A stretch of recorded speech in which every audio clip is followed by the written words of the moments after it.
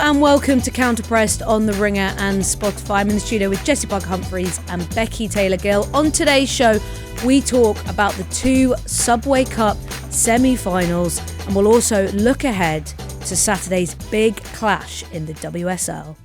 Before we get into last night's games, guys, we had some messages on Instagram asking whether we were going to talk about the big news of the week, which was Brooklyn Beckham's Instagram story. There hasn't been a day like this since Wagatha Christie. I would agree with you. A sort of like cultural moment where Before everyone's we locked talk about in. it, Flo, because you're not using Instagram as much, you didn't vote in my poll, and I want to know, before we talk about it, before we reveal who we'd voted, whose team are you on? So... And just pick one. We can get into the explanations after. You have to just pick one now. I'm Team Victoria, sorry to say. What was the poll results? So are we. Oh, so the okay. poll We're both Team results Victoria. were... Wow, democracy is so interesting, isn't Yeah. it? It really is the bedrock of society. Exactly. I was surprised. The results were 59% Posh and Becks, Ooh, tight. 41% Brooklyn, 35 votes for Posh and Becks, 24 for Brooklyn. Okay, so it was quite tight. We should have brought a Brooklyn representative. Like, I need to know Yeah, the so argument true. for why you're on Brooklyn's side. I had a few people message me, and I think like there were some interesting things, like some people who were like, I'm estranged from my family, and I was just a bit like, I understand It's hard when that. someone says that, when you're like, Yes. I can't really like comment on your trauma. No, but but it's like, I was like, that's really interesting.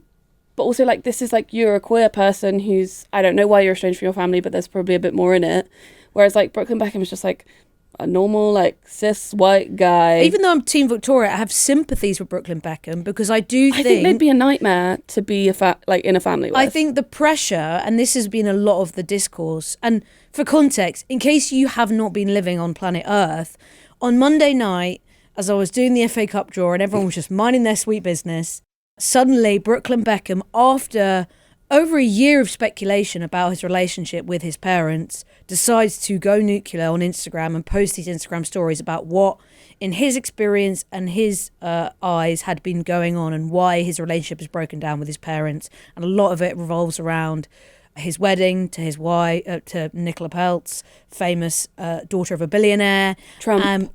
Yes, Big Trump fans, friends. He's an interesting character if you look into him and want to do some Googling, as well as other things, talking about growing up in brand Beckham. And that, for me, is where I do have sympathies, because it must be really hard. And of course, like, the Beckhams have been in the tabloids so long, there's constantly always been rumours about that family and what really happens behind closed doors. So I can imagine it must be so difficult to have every inch of your life strategically PR'd. You know, you can't breathe without it having to be talked about and positioned and everything. That must be really difficult. Oh, tiniest violin in the world. And I get, like, all of that is like, yes, that must be really difficult. But also, like, you've been given like limitless wealth, every privilege that you could possibly have, limitless wealth. Like, I would just like chill out. I would just be chilling. Well, I think what's really interesting is because brand Beckham is so curated and cosmetic, and if, as someone who is deep in the pop culture verse, I thought you were going to say, as someone who is part of Flo Lloyd-Hughes. but, you know, I've been following this story for a very long time. And let me tell you, this is not the first hints of the Mark Antony moment and the dress moment that have, rippled through tabloids and gossip columns, right? But what's really interesting is that world is so cosmetic. And anyone that follows Victoria David Instagram will know that the perfect family unit is a message they put out very regularly. It's always love my kids, love my family, Christmas, love you, David, happy birthday, blah, blah, blah. It's very it's very present. So this whole noise will be a total, complete and fucking nightmare. They will be in a bunker with their publicists trying to figure out what to do about this. Dylan sent me a TikTok from a person that works in PR and was like, this is how much I estimate this is going to cost them. And it was like £500,000 because it was like, you know, the lawyers that you have to get involved, to like the PR people. I think I've put my finger on why I am not Team Brooklyn. And I think it's because, Jonathan actually replied to my Instagram story, and I think this really summed up. It was like, it must be absolutely brutal to be son of two of the biggest cultural icons in the UK and just be so talentless. And I think that really plays That into... is kind of true. I think that really plays into his statement is like, you've not moved me. You've not written it well. You've not given me evidence that It's the difference between, because it feels very similar to Prince Harry, right? Yeah. But Prince Harry feels like, because he's a bit savvier than the rest of the royal family, he's almost like it's the opposite way round, that he's kind of got some more of the like charisma and style to pull it off a bit more. So therefore I side with him. Ironically, Brooklyn needs a good PR person to take that statement and make it like moving and heart-wrenching. And like, yes, that like living under that brand Beckham is really hard. But I don't feel that when I read that statement, I'm just like, oh, okay, rich kid is pissed at his parents. I think the other thing for me is because it feels so obviously like it comes from his wife and her family, that it doesn't for me come from feeling like this is someone who's like realised this about themselves and kind of wants to like tread their own path. To me, it feels like this is someone who's being pulled in another direction. Another rich billionaire family which like wants to control its image, and so you're kind of trying to extricate yourself from your first one rather than it feeling like a real genuine I want to like push out on my own. Going out on my own, which was the Prince Harry's divorce from the royal family. And I know lots of people feel like Meghan Markle plays a similar kind of role to but I think it's really obvious. You can really see how kind of the media has treated Meghan Markle, and it does make you be like, yes, that is really hard and they've treated you awfully, but it's like none of the stuff in your statement really feels like that crazy. The dancing crazy is crazy, and I would love to see a video to make a judgment myself. I will say the original story that came out about that moment was, and this is what the tabloids were writing about months ago, was that Mark Antony had taken to the stage and said, please welcome the most beautiful woman in the room tonight. And everyone thought, of course, the bride, Victoria Beckham. Now, she did look fucking great. That dress was incredible. Straight women brides, they told me that they would be very offended if they weren't acknowledged as the most beautiful woman in the room that night. So that was legitimate. There was also the way you had to consult straight woman bride. Because I mean, you can't say that at a lesbian wedding. No, it's true. I didn't think it was that bad, but no, they said no, that's bad. Will Holly be mad if you're introduced as the most beautiful woman in the room at your wedding? She would be fuming. She would be absolutely fuming.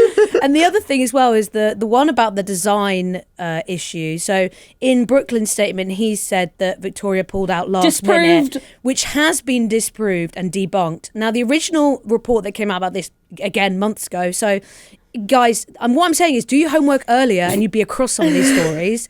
The story was that Nicola changed her mind last minute. That was the original story. Nicola changed her mind last minute and didn't want to wear a Victoria Beckham dress, and Victoria's very upset. Now, read into that what you will, because that could be a Beckham planted story of Nicola didn't want to wear the dress, we're very slighted, we're very upset. But the designer has come out and said it wasn't a last minute job. It was a year in the making. So anyway, the plot thickens, guys. I just also need to say about him being so talentless is like the photography thing. We will never forget. It's like there's rules. There's rules to photography. Learn. Elephants are really hard to take pictures of. No, they're not. I was watching one of his jacket potato recipes and it did look really yummy.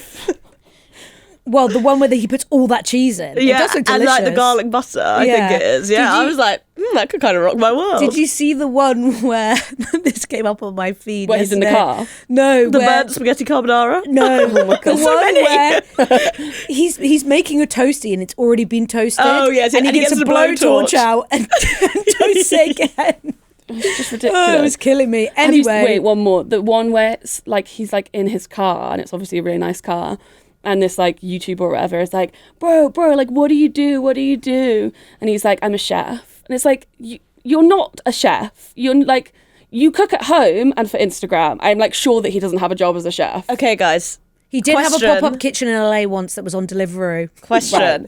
If you were incredibly independently wealthy, what's the thing that you would talentlessly choose to do with your life? The thing is, I think I'm built different. I think I'd do nothing. But if I had to pick... I think I'd make know. bad music. Yeah, that's Cruz Beckham is doing it as we speak. Yes, exactly. Yeah. Yeah. I think I would like have a kitted out No, I wouldn't wanna recording sing. studio. No, I wouldn't necessarily be singing. I'd be maybe making like soundscapes, you know, Yeah. and they'd be like installations, and I'd like I can't paint, so this is perfect.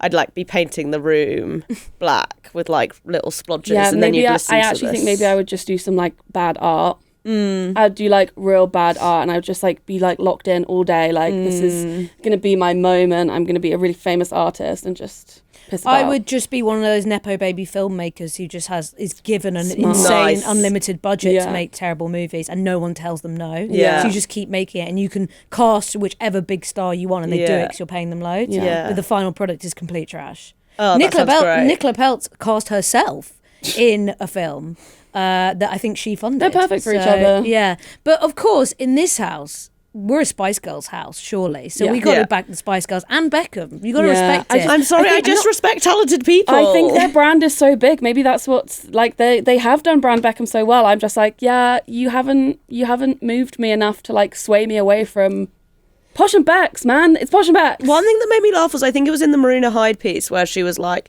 they've sold like every element of like Yes, Brooklyn I saw Beckham's life that. since he was born.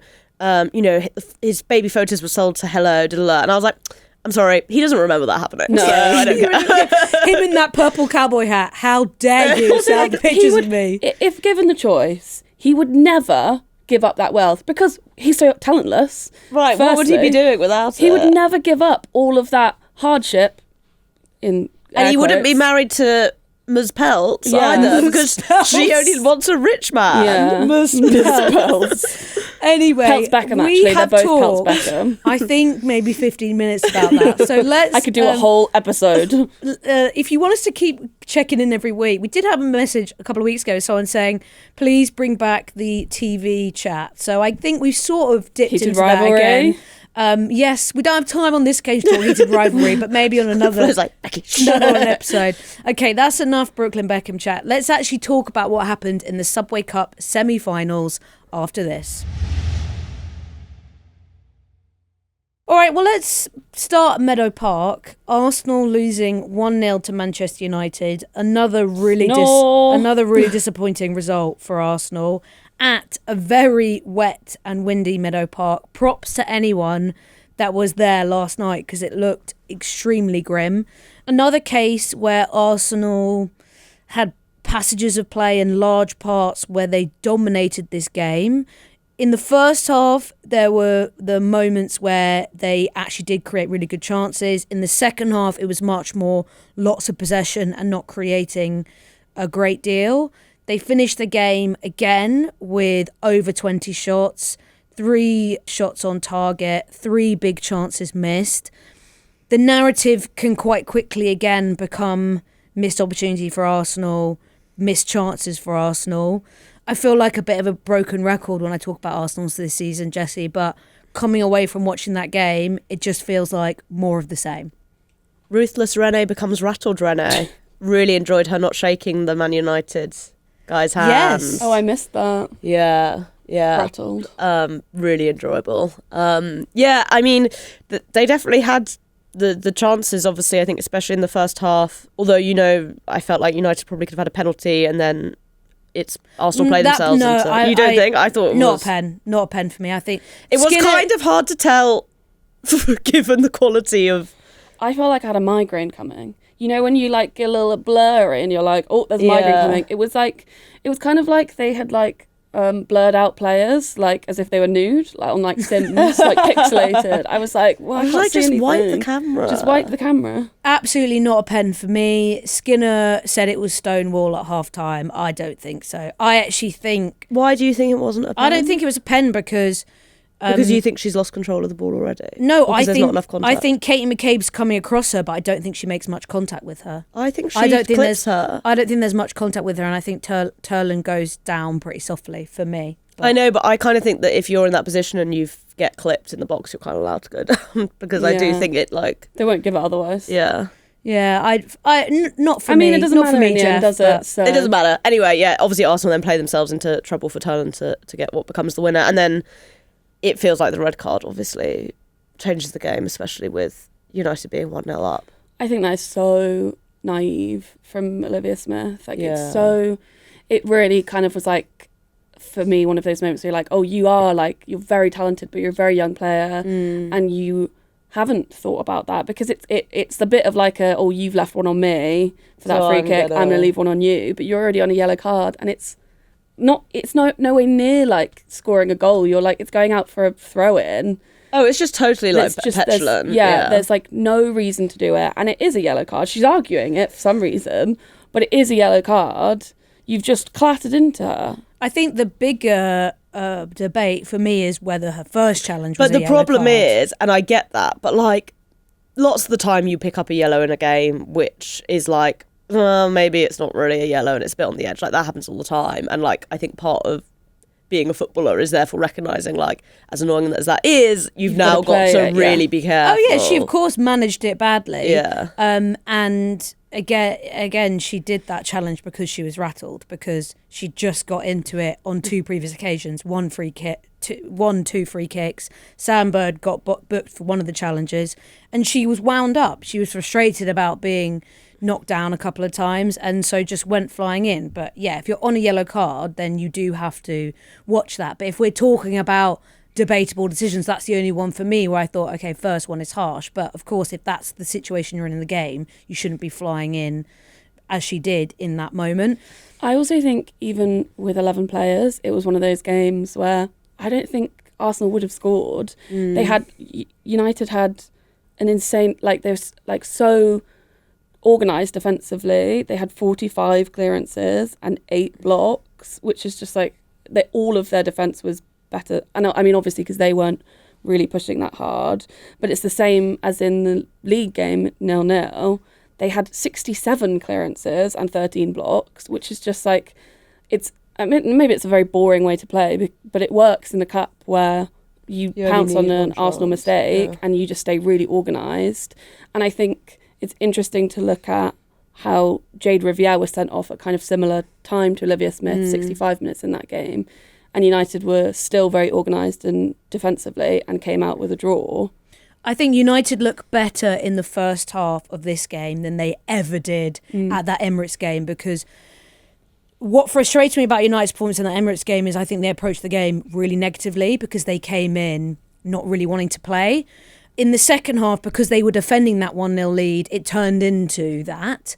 But in the first half, they get their reward by actually wanting to play. They were pressing and winning the ball in better areas and winning turnovers, and they didn't really do any of that at the Emirates. So I was more impressed with Manchester United, and actually Melvin Mallard missed a huge chance. It could have been 2-0 and that obviously would have been game over. In the end, it didn't really matter. The interesting thing is, even though, and of course United weren't going to play, they were defending a 1-0 lead, but even when Arsenal lost Liv Smith, they still had all of the ball and still had these shots, but they weren't good chances. Like however many shots, 20, and then 3 on target is just so poor. Well, something I also feel like when I've watched Arsenal like recently is it feels like when stuff doesn't sort of go in on their first couple of chances, it's almost like they stop believing in it. Like, I felt like that in the game against Liverpool. They obviously went 1-0 up, and then they missed a couple more chances, and then it was like they kind of were like, and like Liverpool get back into it. I don't know, they eventually score. It was the same against United. They have a couple of good chances, don't score, and then it kind of becomes a dirge. And then this, it felt like the same. You know, like Marlon has a couple, Russo has a couple. They don't take them, and then it feels like almost like any sort of intentionality kind of evaporates out of the attack. I don't think they really know how to like problem solve when they just do the same thing. And like all of those crosses, like so many of those crosses, so many of those shots were just corners and were just finding United players. It's like they can't, when something, even if they've got all of the possession and all of the shots, they can't, if it's not going in, they can't like work out what to change or how to make it click so that final kind of ball. When I know Slager said that after the last Arsenal United game, is that final ball isn't working. But it's like, okay, you need to solve that, because otherwise you're just going to get dumped out of like all of the cups, and you're obviously way off it in the league. There were a lot of hopeful crosses, which I think we see a lot when Arsenal are chasing games. I thought Holmberg looked good when she came on, but it was much better when she could sort of cut inside and try and actually get some shots off rather than going on the outside and just sort of playing these crosses that weren't finding anyone. In the first half, when Liv Smith was attacking down the right-hand side, she kept getting into really good areas and Arsenal created some really good chances there and Valentine-Joyce was a bit more under pressure. But then once United started to get more comfortable and find a foot in the game, that just really faded out. And at the start of the second half, Sleggers swapped Smith and Ford. And that's why Smith ended up on the left-hand side when she was sent off. And actually that didn't really work for me because Smith looked much better when she was going down the right side, which is always her better side anyway. So it just felt like, there weren't enough options to try and win the game for Arsenal. And we actually didn't see what we saw against United at the Emirates, which is when they really just create a bit of an onslaught on goal. And I know even at the Emirates, some of those chances you felt like were a bit hopeful, but I wanted to actually see more desperation in the last 5-10 and see United feeling like they were really holding on for dear life. But it just never came. Never came and it never felt like that. And I just really struggled to see a way in which Arsenal were going to get back into the game. So let's talk more broadly then, I guess, for Manchester United getting through to... This is their first ever League Cup final, which is massive and a good opportunity for them. Again, another statement for them. You look at these two games against Arsenal and you think, maybe were they a little bit lucky at times? Yes, but in this game they took one of the few chances they had and that was enough. But another really positive step for their season. It's also harder to go to Meadow Park and do that as well. So they do deserve a lot of credit for reaching another milestone under Mark Skinner and the context of having this unbelievable January window. I mean, we saw Van Heijn play last night. I think there were moments where she looked really good. She had a good early chance in the first half where she had a header that Bob had to save. And there were some other good moments too. So I think we're starting to see those new signings come in. I think that's great for the team moving forward. So a really positive step for them. I think it's really interesting also to look at how much they're doing when their owner has been in public been like, I don't give a shit, compared to Arsenal who have this one club, all the backing. They're doing really well, despite the kind of resources that they are being allotted. Well, I think also it's interesting, I know over the past couple of years there's obviously been stuff with Ratcliffe, there's been the way, people don't necessarily like Skinner, but I think something that feels like it's always come through is that group of players is really tight-knit and people really emphasise that as a group they're all... And I think maybe at points that's created the ownership, maybe stuff with the manager has created this kind of bunker mentality. And I think it's interesting when you contrast that with the reports that have come out of Arsenal in the past, which is very much of sort of a hierarchical split dressing room. I do think when you add up United's results, which is easy to say, they're kind of jammy or, they play for these very tight score lines, they focus on defending and then they try and nick stuff.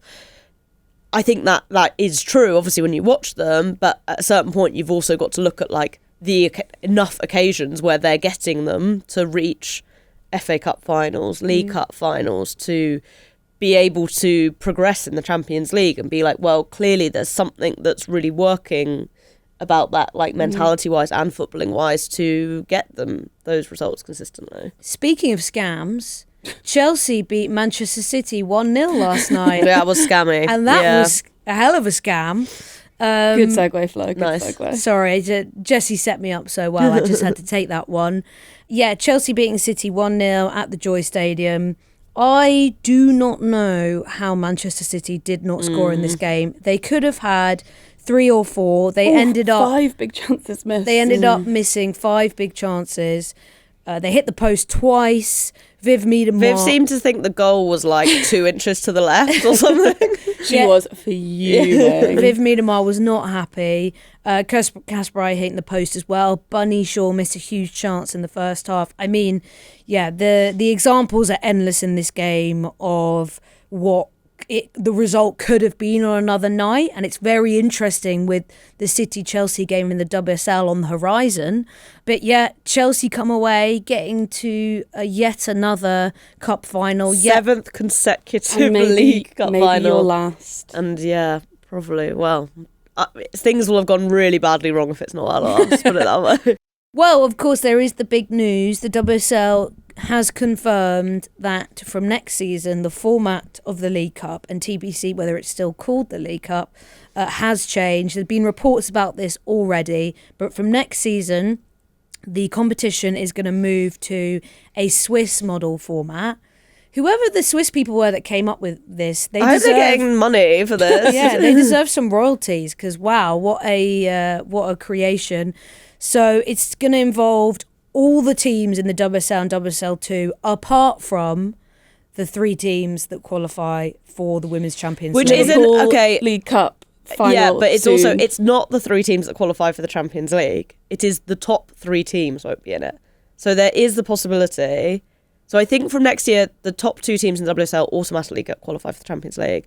But the 3rd team will still have to go through qualifiers. That's really funny. If, as has happened in the past, Arsenal or Manchester United, and Manchester City, you don't get through those qualifiers, you will also not play in the League Cup. Oof. Yes, so there is a chance that the teams that don't make it through Champions League qualifying will still miss out, which I think is, it's not the end of the world. But there is also the potential that you end up in the Europa League. Blah, blah. It feels like quite an unlikely scenario, but it's just a funny edge case that it could happen. So that's the big change. And because of the Swiss model format, it means that every team will play at least 6 games, which I think is really good, actually. It will still be regionalised. Will they still have the penalties after a draw? Do we know? Oh, we didn't ask that. Oh my God, I had so many questions. I was like dialed in on bad cup format. But no, I didn't ask that. No, that didn't come up. But I think it's still being... That's my favourite part. It's still being finalised I wonder in that if sense. no. Oh, that would be so devastating. Because if you're doing it like the Champions League phase... Yeah, you wouldn't need You're just it. playing 6 games, 6 90-minute games. I hate that. I hate that so much. I feel like I didn't even enjoy any last ones this year. I didn't You didn't save I didn't make the most of it. I feel like the reason they did it before is because you were only playing 3 games. I guess it was to like try and differentiate the scores a little bit so people didn't all end up on the same number of points. I think it's great. I'm really happy for it. I think it's a good idea. I think this competition has been moved about and changed format so much. I've always felt a bit sorry for it because I think there is so much fun heritage about it. I think we desperately need to keep it. I don't want to lose this other cup competition. That this actually feels like a really positive way to create something that has a bit more substance and a bit more long-term future to it. And I think actually this could be the final thing that cracks it. The big issue is not having 3 of the 4 biggest sides. Where does that leave it from an entertainment, interest, commercial opportunity standpoint? Because that is the biggest question mark. I guess the question is as well, and maybe we're moving to a point where this isn't the case, but I'd say in the past couple of years, the gap between the 4th best team in the WSL and the 5th best team in the WSL has still been pretty extensive. I do think that is a worry, but I think the 4th best team is much more capable of an upset, as in the 4th team are more capable of being upset. Sorry. Yes.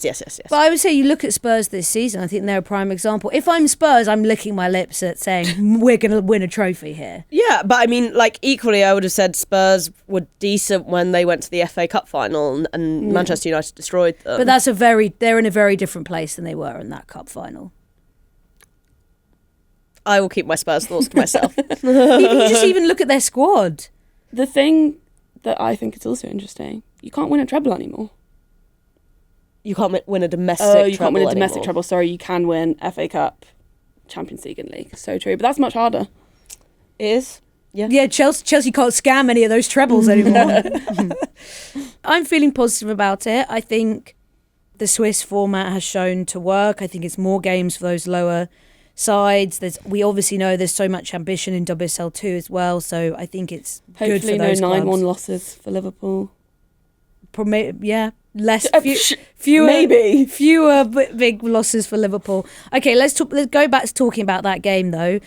So yeah, very frustrating result for Manchester City. They will feel like on another day they would have won this game, but Chelsea, they were so chaotic in moments, especially defensively. But Vicky Kaptein scores from a corner. That's the only opportunity they need in the end.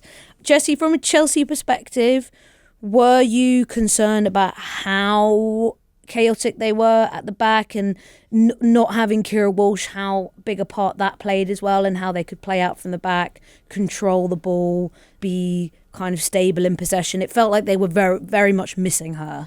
Yeah, I think Walsh obviously has been a big miss over the has been less of a miss over the past couple of weeks because we've not necessarily been playing really tough fixtures and we've got a run now of tough games coming up. I've got to be honest, I kind of always felt like this League Cup semi-final was a bit of a free hit, and I feel like it's one we always struggle playing at the Droy. It's historically been a very, very tough place for us to go. So joyless, some might say. Joyless place, yeah, for sure. Apart from that nice little Sahi bar. Yeah. I knew you were going to say that. But yeah, I think, the way we struggle with Manchester City's press, that does feel like a concern. I thought Millie Bright continues to look a bit nervy playing from the back, and there were a couple of moments where, she makes errors that sets Bunny through on goal. Hannah Hampton also had some points where you could tell that she hasn't played a load of football recently. But to a certain extent, I feel like both teams can kind of feel like they won, in inverted commas. I think Chelsea, obviously, you get to play this final. That's a good thing. I think if you're Manchester City, at this point, you probably really do want to, lock in on the league. You have a performance against Chelsea, which is, the game that really matters and is coming up really soon, which you probably should win, which I think will give them confidence for the game at the Etihad.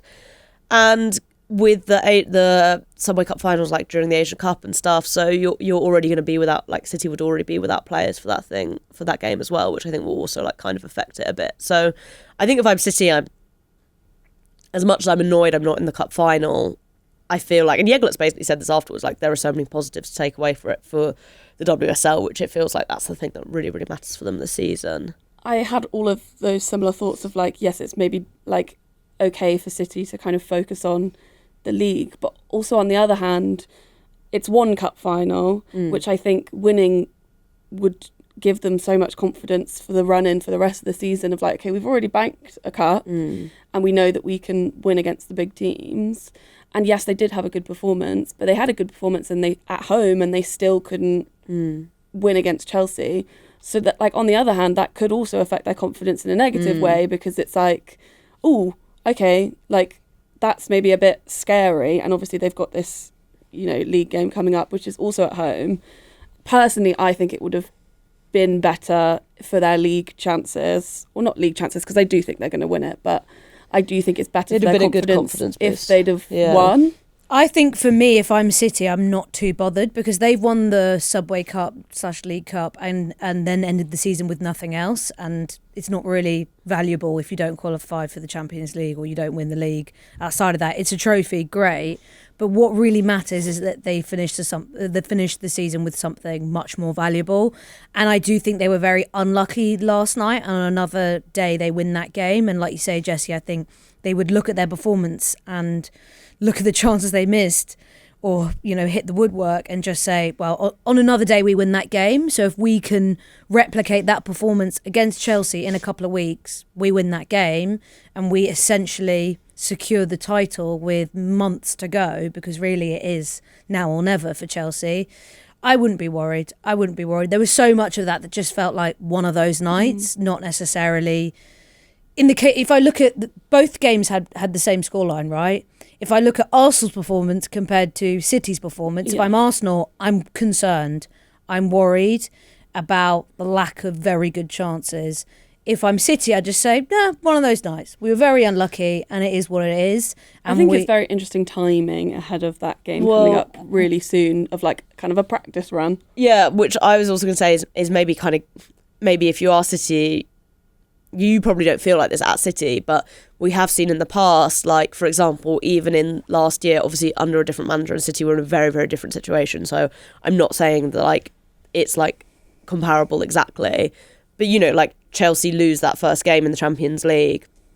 And then, like, it feels like Bompastor goes away and, like, kind of figures out how... Yeah. And it was a classic thing under Hayes at Chelsea as well. It was almost sometimes felt like with Hayes, it was like she needed to play one game in Chelsea not to look really good for her to, like, really laser in on what needed to be done and what was wrong. And I think that's why having these games so close together is quite interesting because, as you've just said, it does feel like it's a practice run, and City will feel like, on the balance of play, they were the better team.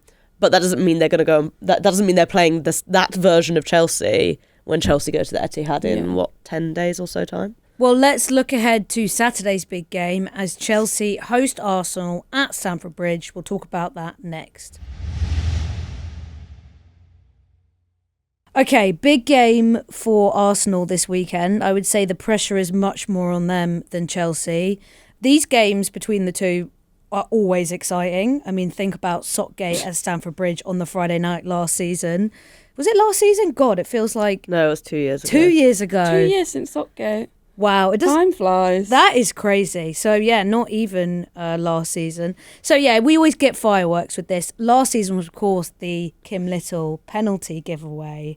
Chelsea win 1-0. The controversy. Was it last season that Katie McCabe got sent off? Yes. Yeah. And we were there. Yeah.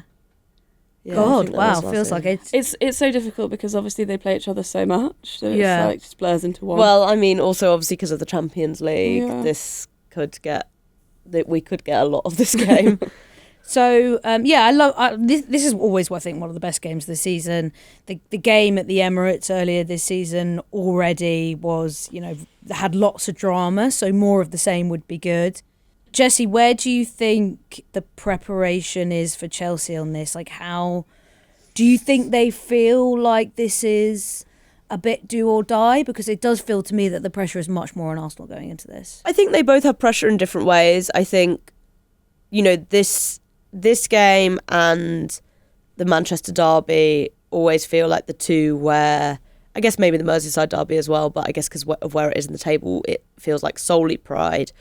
But this is like where it's the combination of pride plus like footballing outcome really mattering. That I think will always feel intense for both teams. I think for Chelsea know if they're to have any shot at the title, they basically can't drop points from here on in. And I think, you know, for example, if they lost to Arsenal this weekend, it doesn't matter if you then go and beat City at the Etihad. I think that gap's going to still be too big.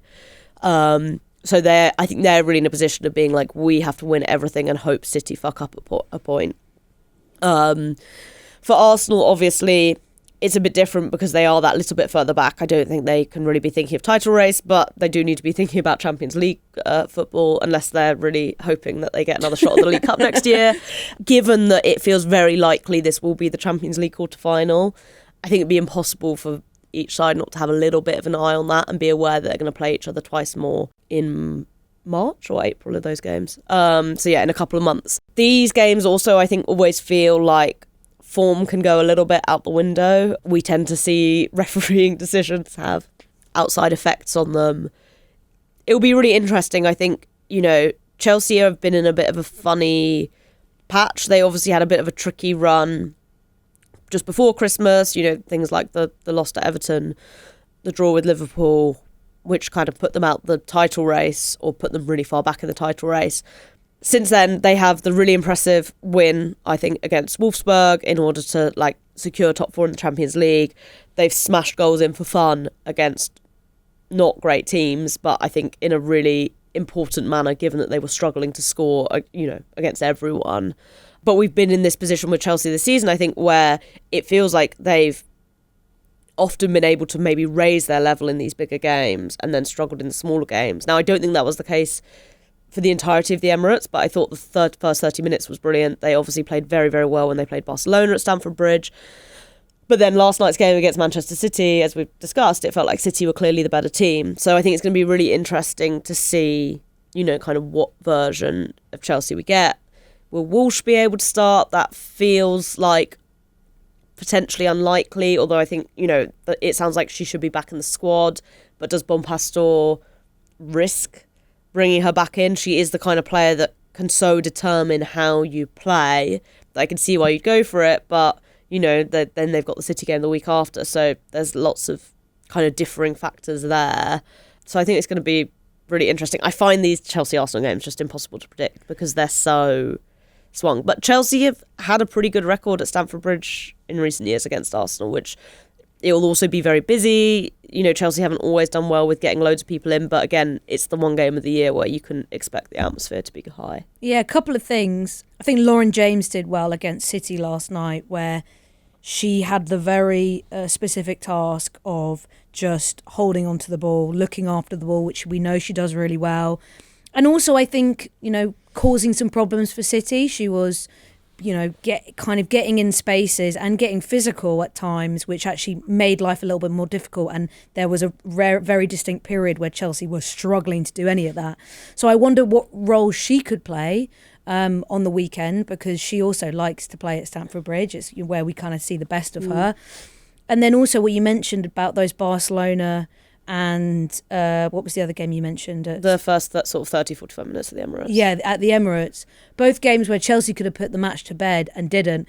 In the case of the Arsenal game, they were 1-0 up and had so many good chances they didn't take. And then in the case of the Barcelona game, where it was 1-1, again, they had opportunities to really create that space and didn't. So that, I think, is an interesting pattern to look at. But when I think about Arsenal going into this game, as well as the pressure of securing Champions League, I think there's a big pride element here because they know from that performance at the Emirates that they can play well against Chelsea, but they did a lot of that with the energy of the home fans and the energy also of the refereeing decisions and how they kind of galvanised using that energy, felt like they'd been slighted and everything. I do feel like the manner of Arsenal's performances, not just since we've come back, but the way that they started this season, has been so poor, and a lot of fans are feeling frustrated and disappointed that if they do get beat on Saturday and they get beat badly, that will go down so miserably. And I do think for me there's not just the points element, but there is the pride element of looking at how the gap that has really started to form between Chelsea and City and the rest, and also the dominance that Chelsea have had domestically. Arsenal need a result to really kind of get the fan base feeling like we believe in this team to do something this season. I feel like that is just really disappearing. Jessy's right. That form just goes out the window in this game. Like, I'm listening to both of you and I'm like, yeah, I can't call it either way, even though I don't think Arsenal are in very good form at all. It's so they just do turn up when it's Chelsea, and it is that pride thing. One thing I will say, WSL, stop putting the best matches at lunchtime on a Saturday.